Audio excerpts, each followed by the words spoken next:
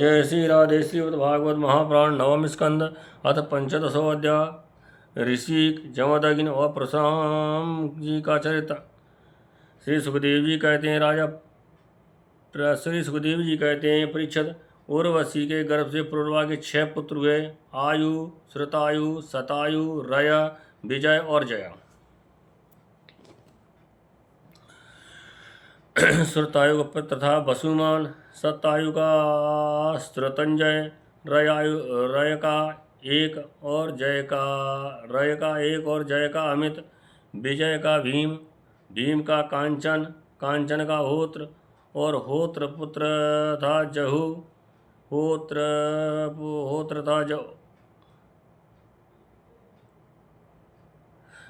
का पुत्र था जहु। ये जहु वही थे जो गंगा जी को अपनी अंजलि में लेकर पी गए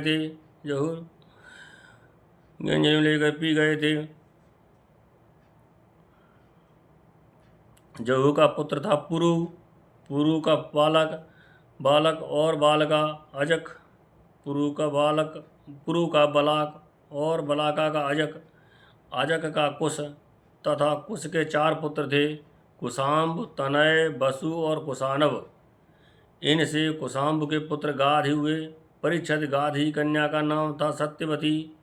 ऋषि ने गाध से उनकी कन्या मांगी। गाध ने समझकर कि ये कन्या के योग पर नहीं है, ऋचिक से कहा, मुनिवर, हम लोग कुशिक वंश के हैं, हमारी कन्या मिलनी कठिन है, इसलिए आप 1000 ऐसे घोड़े लाकर मुझे शुल्क रूप में दीजिए, जिनका सारा शरीर तो श्वेत हो, परंतु एक एक कान श्याम वर्ण का हो।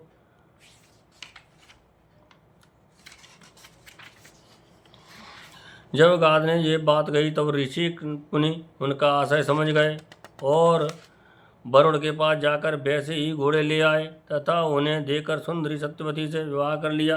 एक बार महर्षि ऋषिक से उनकी पत्नी और सास दोनों ने ही पुत्र प्राप्ति के लिए प्रार्थना की। महर्षि जी ने उनकी प्रार्थना स्वीकार करके दोनों के लिए अलग अलग मंत्रों से 4 अचर पकाया और स्नान करने के लिए चले गए। सत्यवती की माँ ने यह समझकर कि ऋषि ने अपनी पत्नी के लिए श्रेष्ठ चिर पकाया होगा, उससे वह चिर मांग लिया। इस पर सत्यवती ने अपना चिर तो माँ को दे दिया और माँ का चिर वह स्वयं खा गई।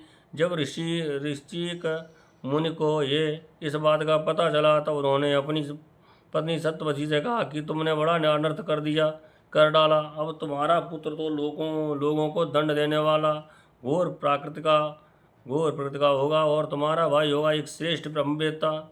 सत्यवती ने ऋषि मुनि को प्रसन्न किया और प्रार्थना की कि स्वामी, ऐसा नहीं होना चाहिए। तब उन्होंने कहा, अच्छी बात है, पुत्र के बदले तुम्हारा पौत्र वैसा घोर प्रकृति का होगा। समय पर सत्यवती के गर्भ से जमदग्नि का जन्म हुआ। सत्यवती समस्त लोगों को पवित्र करने वाली परम पूर्णमयी कौशिक नदी बन गई। रेणु ऋषि की कन्या थी रेणुका। जमदग्नि ने उसका पाणी ग्रहण किया। रेणुका के गर्भ से जमदग्नि ऋषि के वसुमान आदि कई पुत्र हुए। उनमें सबसे छोटे परशुराम जी थे। उनका यश सारे संसार में प्रसिद्ध है। कहते हैं कि हे वंश का अंत करने के लिए स्वयं भगवान ने ही परशुराम के रूप में अवतार ग्रहण किया था। उन्होंने इस पृथ्वी को 21 बार क्षत्रियहीन कर दिया। यद्यपि क्षत्रियों ने उनका थोड़ा सा भी अपराध किया था, फिर भी लोग बड़े दुष्ट, ब्राह्मणों के अभक्त, रजोगुणी और विशेष करके तमोगुणी हो रहे थे। यही कारण था कि पृथ्वी के भार हो गए थे और इसी के लिए फलस्वरूप भगवान परशुराम ने उनका नाश करके पृथ्वी का भार उतार दिया। राजा परीक्षित ने पूछा, भगवान, अवश्य ही उस समय क्षत्रिय विषय लोलुप्त हो गए थे, परंतु उन्होंने परशुराम जी का ऐसा कौन सा अपराध कर दिया जिसके कारण उन्होंने बार बार क्षत्रियों के वंश का संहार किया। श्री सुखदेव जी कहने लगे, परीक्षित, उन दिनों हे वंश का अधिपति था अर्जुन। वह एक श्रेष्ठ क्षत्रिय था। उसने अनेकों प्रकार की सेवा शुश्रूषा करके भगवान नारायण के अंश अवतार दत्तात्रेय जी को प्रसन्न कर लिया और उनसे 1000 भुजाएं तथा कोई भी शत्रु युद्ध में पराजय न कर सके वह वरदान प्राप्त कर लिया। साथ ही इंद्रियों का अबाध बल, अतुल संपत्ति, तेजस्विता, वीरता, कीर्ति और शरीर बल भी उसने उनकी कृपा से प्राप्त कर लिए थे। वह योगेश्वर हो गया था। उसमें ऐसा ऐश्वर्य था कि वह सूक्ष्म से सूक्ष्म, स्थूल से स्थूल रूप धारण कर लेता था। सभी सिद्धियां उसे प्राप्त थीं। वह संसार में वायु की तरह सब जगह बेरोक टोक विचरा करता था। एक बार गले में वैजयंती माला पहने सहस्त्रबाहु अर्जुन बहुत ही सुंदर स्त्रियों के साथ नर्मदा नदी में जल विहार कर रहा था। उस समय राम मदोन्मत्त सहस्त्रबाहु ने अपनी बाहों से नदी का प्रवाह रोक दिया। 10 मुख रावण का शिविर भी वहीं कहीं पास में ही था।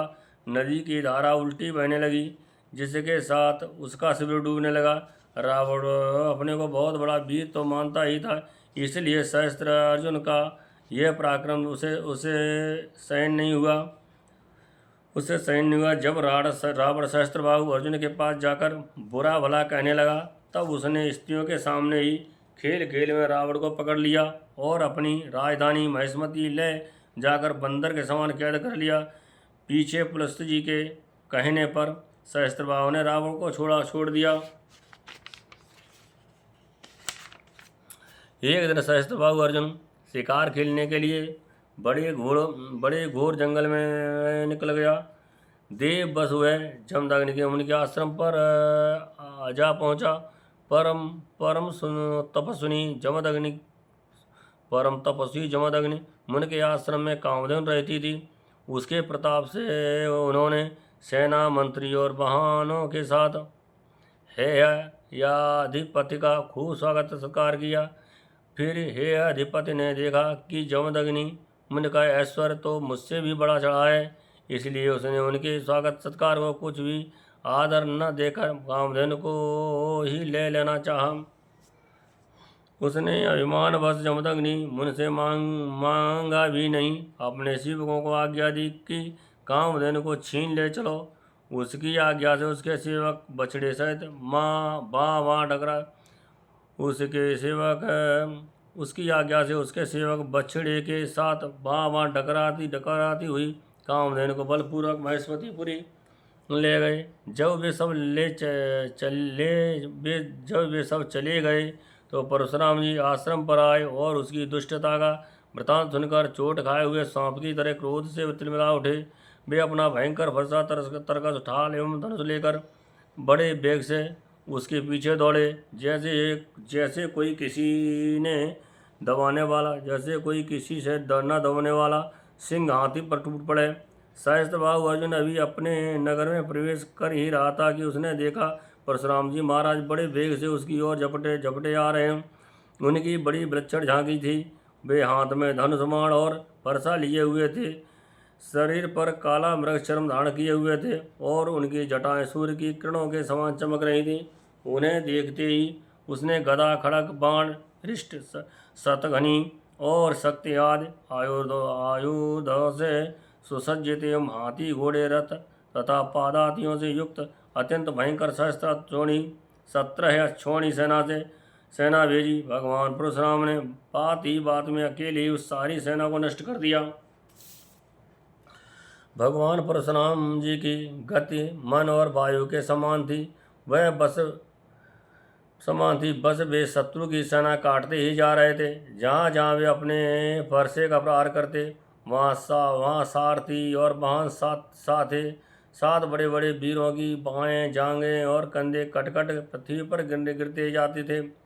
हे अधिपति अर्जुन ने जब देखा कि मेरी सेना के सैनिक, उनके धनुष, ध्वजाएं और ढाल भगवान परशुराम के फरसे और बाणों से कट कर खून से लथपथ रणभूमि में गिर गए हैं, तब उसे बड़ा क्रोध आया और वह स्वयं भिड़ने के लिए आधम का उसने एक साथ ही अपनी 1000 भुजाओं से 500 धनुषों पर बाण चढ़ाए और परशुराम जी पर छोड़े, परंतु परशुराम जी तो समस्त शस्त्रधारियों के शिरोमणि ठहरे। उन्होंने अपने एक धनुष पर छोड़े हुए बाणों से एक साथ उन सबको काट डाला। अब हे अधिपति, अपने हाथों से पहाड़ और पेड़ उखाड़ कर बड़े वेग से युद्ध भूमि में परशुराम जी और झपटा, परंतु परशुराम जी ने अपनी तीखी धार वाले फरसे से बड़ी फुर्ती के साथ उसकी सांपों के समान भुजाओं को काट डाला। जब उसकी बाहें कट गईं तब उन्होंने पहाड़ी चोटी की तरह उसका ऊंचा सिर भी धड़ से अलग कर दिया। पिता के मर जाने पर उसके 10,000 लड़के डरकर भाग गए। परीक्षित विपक्षी वीरों के नाशक परशुराम जी ने बछड़े साथ कामधेनु लौटा ली। वह बहुत ही दुखी हो रही थी। उन्होंने उसे अपने आश्रम पर लाकर पिताजी को सौंप दिया और महेशमती में सहस्त्रबाहु ने तथा उन्होंने जो कुछ किया था सब अपने पिताजी तथा भाइयों को कह सुनाया। सब कुछ सुनकर जमदग्नि मुनि ने कहा, हाय हाय परशुराम, तुमने बड़ा पाप किया। राम राम, तुम बड़े वीर हो, परंतु सर्वदेवमय नरदेव का तुमने व्यर्थ ही वध कर दिया। बेटा, हम लोग ब्राह्मण हैं, क्षमा के प्रभाव से ही हम इस संसार में पूजनीय हुए हैं।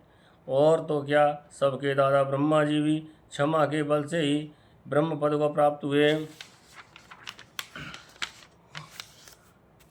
ब्राह्मणों की शोभा क्षमा के द्वारा ही सूर्य विप्रा के समान चमक उठती है। सर्वशक्तिमान भगवान श्री हरि भी क्षमावानों पर ही शीघ्र प्रसन्न होते हैं। बेटा, सार्वभौम राजा का वध ब्राह्मणों की हत्या से ही बढ़कर है। जाओ, भगवान का स्मरण करते हुए तीर्थों का सेवन करके अपने पापों को धो डालो। ये श्रीमद्भागवत महापुराणे परमहंसायां संहितायां नवम स्कंदे 15 अध्याय। जय जय श्री राधे।